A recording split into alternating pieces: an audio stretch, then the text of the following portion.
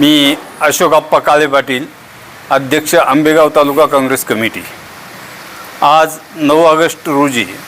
सकाळी 9 वाजता मनसर या ठिकाणी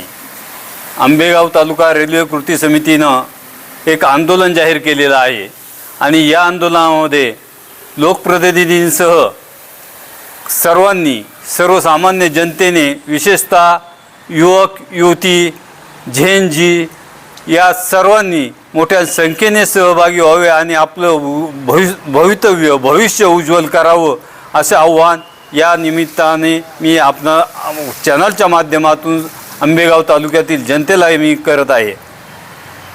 मला एक सांगा अप्पा की जो काय आता पुणे नाशिक रेल्वे प्रकल्प आता प्रस्तावित जो होता मनसर मार्गे तो आता शिर्डी वाया जातोय, तर मग तो जो प्रकल्प आहे तो तिकडून होता असताना स्थानिक लोकप्रतिनिधींची कल्पना नव्हती का की हा प्रकल्प रद्द होतोय, किंवा माहीत असतून त्यांनी ती माहिती जनतेपासून लपवून ठेवली का? हो, ह्या म्हणण्यामध्ये तथ्य आहे, कारण या भागातले प्रतिनिधी लोकसभेमध्ये आहे, विधानसभेमध्ये आहे आणि ज्यावेळेस इतका मोठा प्रकल्प होतोय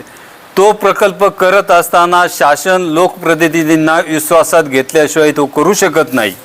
आणि ही माहिती लोकप्रतिनिधींनी निश्चितपणे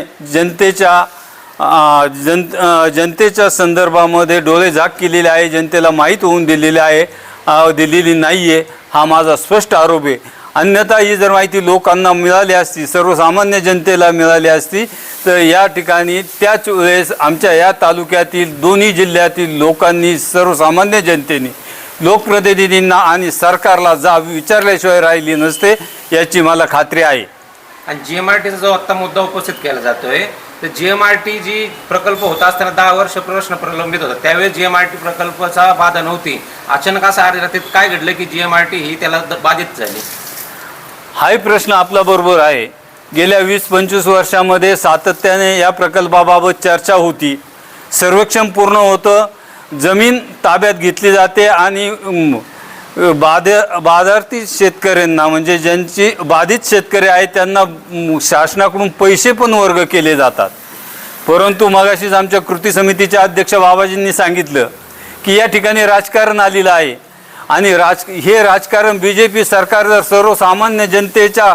हिताचा आड करत असेल तर ही सर्वसामान्य जनता त्यांना जाब विचारल्याशिवाय राहणार नाही। GMRTचा प्रकल्प जो आहे त्यांना 25 वर्षामध्ये रेल्वेला सुचलं नाही का याची अडचण होती आणि प्रकल्प म्हणजे